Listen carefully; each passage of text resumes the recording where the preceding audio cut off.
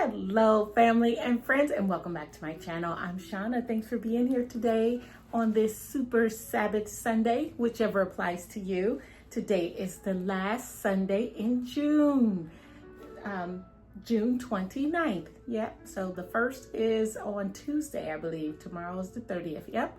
So there you have it, the month of June. But let's not get ahead of ourselves day by day. Let's say a quick prayer and talk about what we learned yesterday. Lord, thank you for every single soul who can hear my voice. Please give us wisdom, knowledge, and understanding to gain some insight and inspiration from your text that we can use in our lives today. In Jesus' name, amen. All right, friends. Well, yesterday's reading, I have a little review for you. So we had to cover Isaiah 1 through 5 yesterday. So Isaiah is a minor prophet, major prophet, not to be confused with a minor prophet.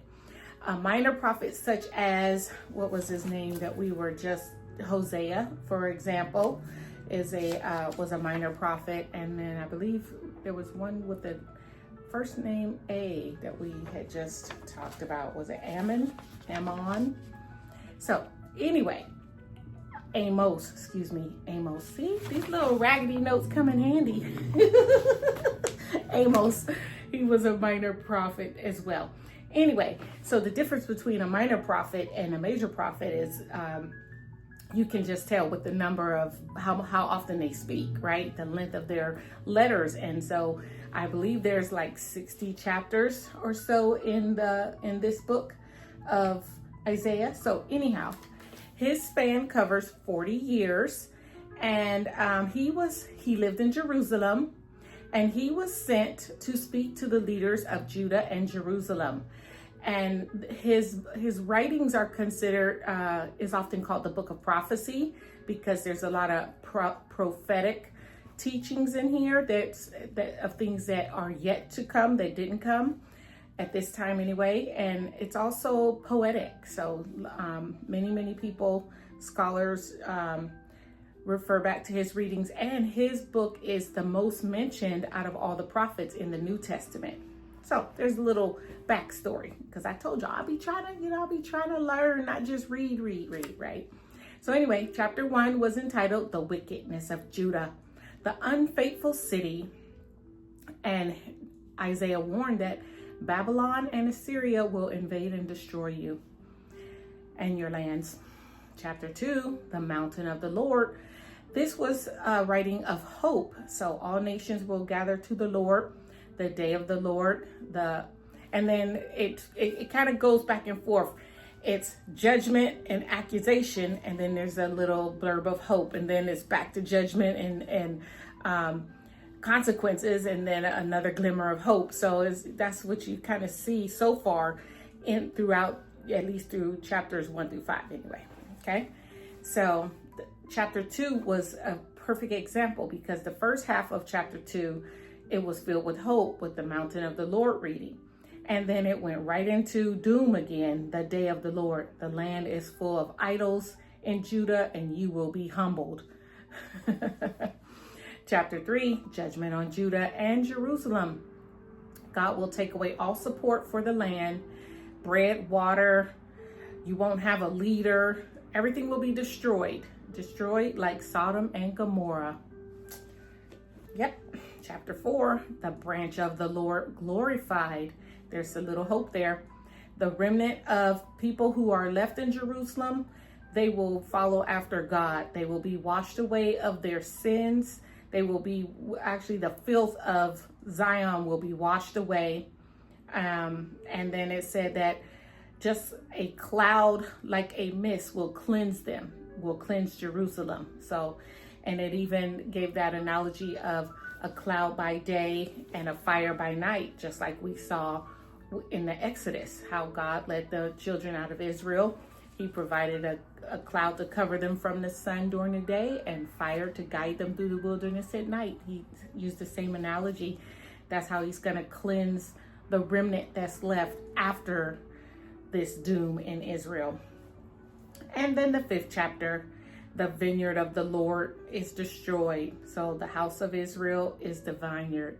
So it's just, and again, woe to the wicked is literally how chapter 5 ended. So I hope you got some kind of understanding from that reading. And again, it's not a Bible study, but I definitely am just trying to dig in and learn as we go. So hopefully you can get something out of that if you don't already know. All right, friends. Well, that's all I have for our review from yesterday. Today we're going to have a little 2 Kings reading, a 2 Chronicles reading, and then we're going to start in Isaiah chapter 13 through 15 or 16. So quite a little bit of reading today. I already prepared a video for you. I think it wasn't even 20 minutes, so it's not horribly long, but let me hurry up and close my mouth so we can get to it so the video's not long. Some quick church announcements from yesterday. I have a couple of shout outs. My good friend here in Atlanta, we fondly call him Chicken Wang in our dancing community. He had a birthday yesterday. Happy birthday, Chicken Wang. Hopefully I'll see you this coming weekend to say happy birthday in person.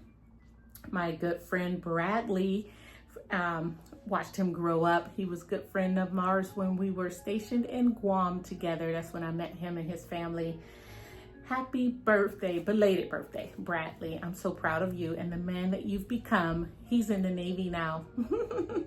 It's a trip. Our kids grew up together while I was in the Navy. Me and his dad was in the Navy, and now he's in the Navy. That's awesome. All right, and then today's birthday, my dad has a birthday today. My father, my pop, I call him Pop. Happy birthday, Pop. He is a youngish 74. Happy birthday, Pop. Love you. Enjoy Ohio, and I'll see you back in Atlanta whenever you decide to come back. And my other good friend, Emma, Jace's fiance. Happy birthday, Emma. You share birthday with my dad. I think I told you that on Facebook. I hope you saw that. Mwah, to both of you. And my dear friend Markela, also in Seattle. We've been praying for her for about 2 months now because she had a pretty grievous health scare, and she is still on the road to recovery, and God's blessed her to see a birthday today. So thank you, Lord, for that, and continue prayers to you, Markela, and your whole family. I pray for full recovery and restoration.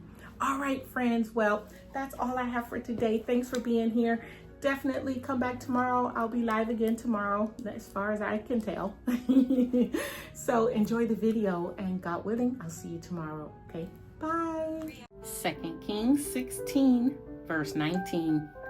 Now the rest of the acts of Ahaz that he did, are they not written in the book of the Chronicles of the Kings of Judah? And Ahaz slept with his fathers and was buried with his fathers in the city of David, and Hezekiah his son reigned in his place. 2 Chronicles 28, verse 26.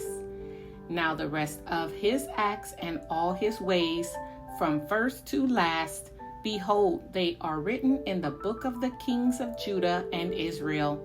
And Ahaz slept with his fathers, and they buried him in the city in Jerusalem, for they did not bring him into the tombs of the kings of Israel. And Hezekiah his son reigned in his place. Isaiah chapter 13. The judgment of Babylon. The oracle concerning Babylon, which Isaiah the son of Amoz saw on a bare hill, raise a signal, cry aloud to them, wave the hand for them to enter the gates of the nobles. I myself have commanded my consecrated ones, and have summoned my mighty men to execute my anger, my proudly exulting ones. The sound of a tumult is on the mountains, as of a great multitude, the sound of an uproar of kingdoms, of nations gathering together. The Lord of hosts is mustering a host for battle. They come from a distant land, from the ends of the heavens, the Lord and the weapons of his indignation, to destroy the whole land. Wail, for the day of the Lord is near. As destruction from the Almighty it will come. Therefore all hands will be feeble, and every human heart will melt. They will be dismayed. Pangs and agony will seize them. They will be in anguish like a woman in labor. They will look aghast at one another. Their faces will be a flame. Behold, the day of the Lord comes, cruel with wrath and fierce anger, to make the land a desolation, and to destroy its sinners from it. For the stars of the heavens and their constellations will not give their light. The sun will be dark at its rising, and the moon will not shed its light. I will punish the world for its evil, and the wicked for their iniquity. I will put an end to the pomp of the arrogant, and lay low the pompous pride of the ruthless. I will make people more rare than fine gold, and mankind than the gold of Ophir. Therefore I will make the heavens tremble, and the earth will be shaken out of its place at the wrath of the Lord of hosts, in the day of his fierce anger. And like a hunted gazelle, or like sheep with none to gather them, each will turn to his own people, and each will flee to his own land. Whoever is found will be thrust through, and whoever is caught will fall by the sword. Their infants will be dashed in pieces before their eyes. Their houses will be plundered, and their wives ravished. Behold, I am stirring up the Medes against them, who have no regard for silver, and do not delight in gold. Their bows will slaughter the young men. They will have no mercy on the fruit of the womb. Their eyes will not pity children. And Babylon, the glory of kingdoms, the splendor and pomp of the Chaldeans, will be like Sodom and Gomorrah when God overthrew them. It will never be inhabited or lived in for all generations. No Arab will pitch his tent there. No shepherds will make their flock lie down there. But wild animals will lie down there, and their houses will be full of howling creatures. Their ostriches will dwell, and their wild goats will dance. Hyenas will cry in its towers, and jackals in the pleasant places. Its time is close at hand, and its days will not be prolonged. Chapter 14, the restoration of Jacob. For the Lord will have compassion on Jacob, and will again choose Israel, and will set them in their own land, and sojourners will join them, and will attach themselves to the house of Jacob. And the peoples will take them and bring them to their place, and the house of Israel will possess them in the Lord's land as male and female slaves. They will take captive those who were their captors, and rule over those who oppressed them. Israel's remnant taunts Babylon. When the Lord has given you rest from your pain and turmoil, and the hard service with which you were made to serve, you will take up this taunt against the king of Babylon. How the oppressor has ceased, the insolent fury ceased. The Lord has broken the staff of the wicked, the scepter of rulers that struck the peoples in wrath with unceasing blows, that ruled the nations in anger with unrelenting persecution. The whole earth is at rest and quiet. They break forth into singing. The cypresses rejoice at you, the cedars of Lebanon, saying, since you were laid low, no woodcutter comes up against us. Sheol beneath is stirred up to meet you when you come. It rouses the shades to greet you. All who were leaders of the earth, it raises from their thrones. All who were kings of the nations, all of them will answer and say to you, you too have become as weak as we. You have become like us. Your pomp is brought down to Sheol. The sound of your harps, maggots are laid as a bed beneath you, and worms are your covers. How you are fallen from heaven, O day star, son of dawn. How you are cut down to the ground, you who laid the nations low. You said in your heart, I will ascend to heaven above the stars of God. I will set my throne on high. I will sit on the mount of assembly in the far reaches of the north.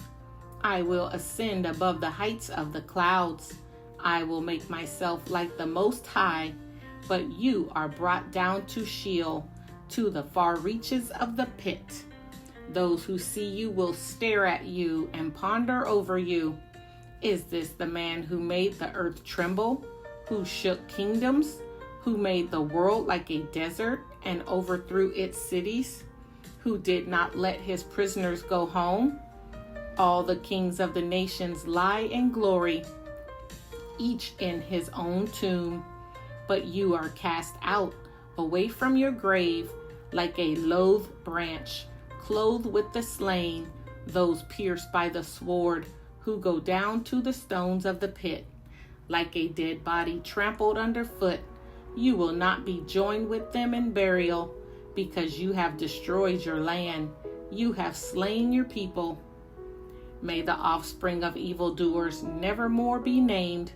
Prepare slaughter for his sons, because of the guilt of their fathers, lest they rise and possess the earth and fill the face of the world with cities.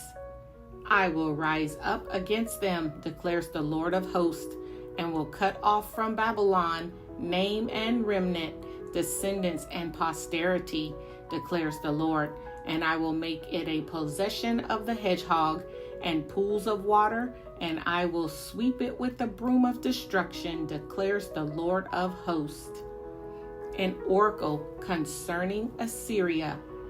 The Lord of hosts has sworn, as I have planned, so shall it be, and as I have purposed, so shall it stand, that I will break the Assyrians in my land, and on my mountains trample him underfoot, and his yoke shall depart from them, and his burden from their shoulders. This is the purpose that is purposed concerning the whole earth, and this is the hand that is stretched out over all the nations. For the Lord of hosts has purposed, and who will annul it? His hand is stretched out, and who will turn it back? An oracle concerning Philistia. In the year that King Ahaz died came this oracle. Rejoice not, O Philistia, all of you, that the rod that struck you is broken. For from the serpent's root will come forth an adder, and its fruit will be a flying fiery serpent. And the firstborn of the poor will graze, and the needy lie down in safety. But I will kill your root with famine, and your remnant it will slay. Wail, O gate, cry out, O city, melt in fear, O Philistia, all of you. For smoke comes out of the north, and there is no straggler in its ranks. What will one answer the messengers of the nation? The Lord has founded Zion, and in her the afflicted of his people find refuge. Chapter 15. An oracle concerning Moab. An oracle concerning Moab, because Ar is Moab is laid waste in a night. Moab is undone, because Kir of Moab is laid waste in a night. Moab is undone. He has gone up to the temple and to Dibon, to the high places to weep. Over Nebo and over Medeba, Moab wails. On every head is baldness, every beard is shorn. In the streets they wear sackcloth, on the housetops and in the squares, everyone wails and melts in tears. Heshbon and Elek cry out. Their voice is heard as far as Jahaz. Therefore the armed men of Moab cry aloud. His soul trembles. My heart cries out for Moab. Her fugitives flee to Zoar, to Eglath Shelishia, for at the ascent of Luith they go up weeping. On the road to Horonaim they raise a cry of destruction. The waters of Nimrim are a desolation. The grass is withered, the vegetation fails. The greenery is no more. Therefore, the abundance they have gained and what they have laid up, they carry away over the brook of the willows. For a cry has gone around the land of Moab. Her wailing reaches to Eglam. Her wailing reaches to Beer Elim. For the waters of Dibon are full of blood. For I will bring upon Dibon even more, a lion for those of Moab who escape, for the remnant of the land. Chapter 16. Send the lamb to the ruler of the land, from Selah by way of the desert, to the mount of the daughter of Zion. Like fleeing birds, like a scattered nest, so are the daughters of Moab at the fjord of the Arnon. Give counsel, grant justice, make your shade like night. At the height of the noon, shelter the outcast. Do not reveal the fugitive. Let the outcast of Moab sojourn among you. Be a shelter to them from the destroyer, when the oppressor is no more, and destruction has ceased, and he who tramples underfoot has vanished from the land. Then a throne will be established in steadfast love, and on it will sit in faithfulness, in the tent of David, one who judges and seeks justice, and is swift to do righteousness. We have heard of the pride of Moab, how proud he is, of his arrogance, his pride, and his insolence. In his idle boasting, he is not right. Therefore let Moab wail for Moab, let everyone wail. Mourn, utterly stricken, for the raisin cakes of Kir Heresh. For the fields of Heshbon languish, and the vine of Sibmah. The lords of the nations have struck down its branches, which reached to Jazer, and strayed to the desert. Its shoots spread abroad, and passed over the sea. Therefore I weep with the weeping of Jazer, for the vine of Sibmah. I drench you with my tears, O Heshbon and Elileh, for over your summer fruit and your harvest the shout has ceased, and joy and gladness are taken away from the fruitful field, and in the vineyards no songs are sung, no cheers are raised, no treader treads out wine in the presses. I have put an end to the shouting, therefore my inner parts moan like a lyre for Moab, and my innermost self for Kir Hareseth. And when Moab presents himself, when he wearies himself on the high place, when he comes to his sanctuary to pray, he will not prevail. This is the word of the Lord spoke concerning Moab in the past. But now the Lord has spoken, saying, in 3 years, like the years of a hired worker, the glory of Moab will be brought into contempt, in spite of all his great multitude, and those who remain will be very few and feeble.